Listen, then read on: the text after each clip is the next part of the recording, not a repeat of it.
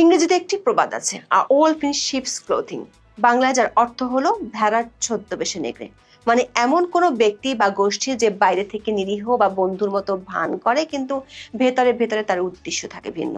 সংস্কার আর নির্বাচন নিয়ে দেশের অন্যতম বড় দল বিএনপি এমন ভেড়ার ছদ্মবেশে নেকড়ের খপ্পরে পড়েছে কিনা তা নিয়ে এখন আলোচনা হচ্ছে দলটির ভেতরে। একের পর এক ইস্যুতে সরকারকে নিঃশর্ত সমর্থন আর সহযোগিতা করেও দলটি এখন পড়েছে বিপাকে। উল্টো আওয়ামী লীগের ডিম বৃষ্টি ঠেকাতে অধ্যাপক ইউনূসের নিমন্ত্রণে নিউ ইয়র্কে পরিস্থিতি আরো লেজে গোবরে করে ফেলেছে। নিউ ইয়র্কে বসে জামাত ইসলামীর সাথে সমঝোতা তো দূরের কথা, উল্টো আরো দূরত্ব বেড়েছে। অধ্যাপক ইউনূসের মধ্যে দলের প্রতিষ্ঠাতা জিয়াউর রহমানের ছায়া দেখতে পেয়ে দলের অভ্যন্তরে নতুন করে বিতর্কের জন্ম দিয়েছেন বিএনপি মহাসচিব। এরই মধ্যে সংস্কার দুধ ভাত খেলার শেষ পর্ব শুরু হচ্ছে 5ই সেপ্টেম্বর থেকে। তার আগে গণভোটের পক্ষে সায় দিয়েও সমঝোতায় পৌঁছতে পারেনি সরকার আর এক মিত্র জামাতে ইসলামীর সাথে। দলটির বেশ কয়েকজন সিনিয়র নেতার আশঙ্কা, জুলাই সনদ নাটকের শেষ পর্বে সরকার সুকৌশলে বিএনপির ওপরই দোষ চাপাবে, অথবা এমন ভাবে জুলাই সনদ বাস্তবায়ন করতে চাইবে যেটি করলে বিএনপির পক্ষে মানা সম্ভব হবে না। যদি নির্বাচনের স্বার্থে বিএনপি মেনেও নেয়, তাহলে রাজনৈতিকভাবে আরো ভরাডুবি ঘটবে বিএনপির। এর মধ্যে সংস্কার ইস্যুতে বিএনপির বিরোধী অবস্থানে থাকলেও আগামী নির্বাচনের জন্য 298টি আসনে প্রার্থী চূড়ান্ত করে ফেলেছে জামাত ইসলামী। নিজেদের কাতারে ভিড়িয়েছে 6টি দলকে। অথচ কোন্দলে ভরা বিএনপি নির্বাচন তো দূরের কথা, সংস্কার ইস্যুরই কুল কিনারা করতে পারছে না। বরং ঢাকার মেয়র থেকে শুরু করে বিসিবি নির্বাচন, এরকম জাতীয় নির্বাচনের চেয়েও অপেক্ষাকৃত ছোটখাটো ইস্যুতে পেরে উঠছে না সরকার আর এক উপদেষ্টার সাথে।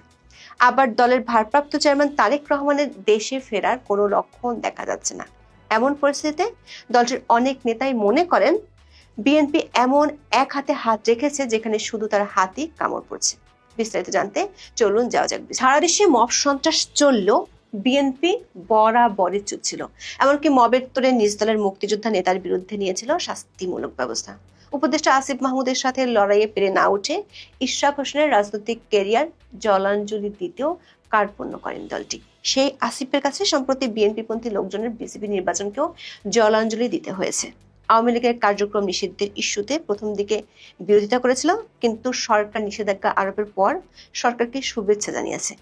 জাতীয় পার্টির উপর হামলার পর দলটি বুঝতে পারে তাদের আগের সিদ্ধান্তে ভুল ছিল। রাজনৈতিক বিশ্লেষকরা মনে করেন গত এক বছরে বিএনপি এমন অনেক ইস্যুতে পদে পদে ভুল করেছে। কিছুদিন পর সেই ভুল বুঝতে পেরে পুরাতন অবস্থানে ফেরত গিয়ে রাজনীতির মাঠে হাস্যরসের জন্ম দিয়েছে। রাজনৈতিক বিশ্লেষকদের ধারণা, বিএনপি শুরু থেকে অধ্যাপক ইউনূসের নেতৃত্বে অন্তর্বর্তী সরকারকে সমর্থন দিয়ে গেছে জাতীয় সংসদ নির্বাচনের আশায়। ছোট সংস্কার, বড় সংস্কার কিংবা মৌলিক সংস্কারের বহু নাটকের পর গত জুনে লন্ডনে বসে তারেক রহমানের সাথে বৈঠক করেন অধ্যাপক ইউনূস। সে বৈঠকের পর বিএনপি আশায় বুক বেঁধেছিল যে মধ্য ফেব্রুয়ারিতে নির্বাচন হবে। অধ্যাপক ইউনূসই তার দুই মিত্র এনসিপি এবং জামাত ইসলামীকে বসেও আনবেন। কিন্তু জাতীয় ঐক্যমত্য কমিশনের আলোচনার টেবিলে ও মাঠের রাজনীতিতে জামাত ও এনসিপি বিএনপিকে সংস্কারের নানান অঙ্কের বীজগণিত ও পাটিগণিত, কখনো কখনো উপপাদ্য আর সম্পাদ্যের জটিল সমীকরণ শিখিয়েছে। আবার কখনো কখনো পিথাগোরাসের আমলে ফিরিয়ে নিয়ে গিয়ে বুঝিয়ে দিতে চেয়েছে ঢেকে গেলা কোষ্টি পাথরের মতো কঠিন। এরই মধ্যে নিউ ইয়র্কে অধ্যাপক ইউনূসের জাতিসংঘের সফর ঘনিয়ে আসে। কার্যক্রম নিষিদ্ধ থাকা আওয়ামী লীগের কর্মকাণ্ডে সরকারের মধ্যে আশঙ্কা দেখা দেয় বিপদ আসন্ন। ডিম বৃষ্টি থেকে বাঁচতে অধ্যাপক ইউনূস 3 মিত্র দলকে সাথে নিয়ে যাওয়ার কৌশল আছেন। এ নিয়ে রাজনৈতিকভাবে বিতর্ক দেখা দিতে পারে এমন আশঙ্কা থাকার পরও বিএনপি রাজি হয়। বিষয়টি নিয়ে দলের অভ্যন্তরেই ব্যাপক আপত্তি উঠেছিল, কিন্তু লন্ডন থেকে নির্দেশ থাকায় বিএনপির সর্বোচ্চ পর্যায়ের 2 নেতা যান অধ্যাপক ইউনূসের সাথে। যে সমালোচনার ভয় দলটির ভিতরে দেখা দিয়েছিল সেটি পরে প্রচার পায়। রাষ্ট্রীয় খরচে বডিগার্ড হয়ে বিএনপি নেতাদের কেন যেতে হবে, এ নিয়ে সামাজিক মাধ্যমে বেশ কিছু মিমও ছড়িয়ে পড়ে। কিন্তু নিউ ইয়র্কে যাওয়ার পর দেখা গেল প্রধান উপদেষ্টা নিজের মতো করে তার প্রোটোকল দিয়ে সেফ এক্সিট যেমন হয় সেই রাস্তা দিয়ে বেরিয়ে চলে গেলেন। কিন্তু বিএনপির মহাসচিব মির্জা ফখরুল ইসলাম আলমগীর সহ 5 রাজনীতিকে নিরাপত্তার কোনো ব্যবস্থাই ছিল না। ফলে ডিম বৃষ্টির শিকার হতে হয়েছে আক্তারকে। এনসিপি ও জামাত ইসলামের 4 নেতা এই সফরে থাকলেও দল দুটির সাথে স্থানীয় আওয়ামী লীগের কোনো মারামারি বা সংঘাত হয়নি। অথচ বিদেশের মাটিতে বসে আওয়ামী লীগের সাথে সংঘর্ষে জড়িয়েছে বিএনপি। তবে সবকিছু ছাপিয়ে মির্জা ফখরুল যখন বললেন মোহাম্মদ ইউনূসের মধ্যে তিনি জিয়াউর রহমানের প্রতিচ্ছবি দেখতে পান, তা নিয়ে গোল পড়ে গেল পুরো রাজনৈতিক অঙ্গনে। প্রতিপক্ষ শিবির তো বটেই, নিজ দলের অভ্যন্তরে মির্জা ফখরুলের এমন বক্তব্য অনেক সিনিয়র নেতাই মানতে পারেননি। সূত্র বলছে, দলের মহাসচিবের এ ধরনের বক্তব্যে খোদ দলের নেতাকর্মীদের মধ্যে হতাশার জন্ম দিয়েছে। তারা বলছে এটা দলের প্রতিষ্ঠাতার প্রতি অসম্মান।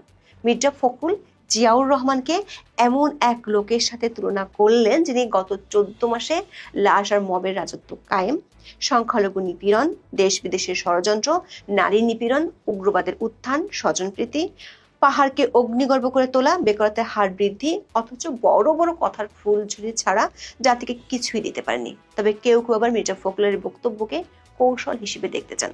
তারা বলছেন এই মুহূর্তে সরকারের সঙ্গে কোনো বিরোধে যেতে চায় না বিএনপি। তারা মনে করে এরকম কোনো বিরোধে গেলে নির্বাচন ঝুলে যাবে। সেটির লক্ষণও সাম্প্রতিক সময়ে দেখা গেছে। বিশেষ করে পার্বত্য চট্টগ্রামের সংঘাতে, সারা দেশে মব সন্ত্রাস সহ বহু গুরুত্বপূর্ণ ইস্যুতে দলটি মুখে কুলু পেটেছে। ডাকসু ও জাকসু নির্বাচনে তাদের চেয়ে দেখা ছাড়া কিছুই করার ছিল না। এমনকি নিউ ইয়র্কে অধ্যাপক ইউনূসের দপ্তর যে এনআরবি সম্মেলন করেছে, সেখানে এনসিপি ও জামাতের চাহিদা মতো তাদের নেতাদের দাওয়াত দেওয়া হয়েছিল, কিন্তু স্থানীয় বিএনপির বেশিরভাগ নেতাই ঢুকতেই পারেননি, দাওয়াতও পাননি। তা নিয়েও কোনো উচ্চবাচ্য করেনি দলটি। অনেকেই মনে করছেন তোয়াজ করে হলেও যদি প্রধান উপদেষ্টাকে নির্বাচন ইস্যুতে বাগিয়ে রাখা যায় সেটাই উচিত হবে। সেক্ষেত্রে ইউনূসের মধ্যে জিয়াউর রহমানের প্রতিচ্ছবি দেখতে পাওয়ার মতো উপমা যোগ করলে বা দোষের কি? কিন্তু প্রশ্ন উঠেছে, এত নম করে কি আদতে বিএনপি তার আখের গোছাতে পারবে, নাকি অতীতের মতো আরো কোণঠাসা হয়ে পড়ছে দলটি? সূত্রগুলো বলছে, নিউ ইয়র্কে নিয়ে যাওয়ার পেছনে নির্বাচনকে সামনে রেখে জামাত ও এনসিপির সাথে আসন ভাগাভাগির জন্য মধ্যস্থতার টোপ বিএনপিকে গেলানো হয়েছিল। মানবজমিনে প্রকাশিত একটি রিপোর্টে পত্রিকাটির সম্পাদক মতিউর রহমান চৌধুরী বলছেন, সে আশায় ঘুরে বাড়ি, উল্টো জামাতের সাথে বিএনপির দূরত্ব আরো বেড়েছে। রাজনৈতিক বিশ্লেষকরা বলছেন, এই দূরত্ব তৈরি হয়েছিল সংস্কার নামে দুধ ভাত খেলার মধ্য দিয়ে। সরকার একাধিক সূত্র বলছে, সরকার 5 থেকে 6 জন প্রভাবশালী ব্যক্তি এই সংস্কারের বিষয়টি ডিল করছেন। তারা বিষয়টি প্রথম থেকে এমন ভাবে সাজিয়েছেন যাতে জুলাই সনদের বাস্তবায়ন নিয়ে বিরোধ লেগেই থাকে।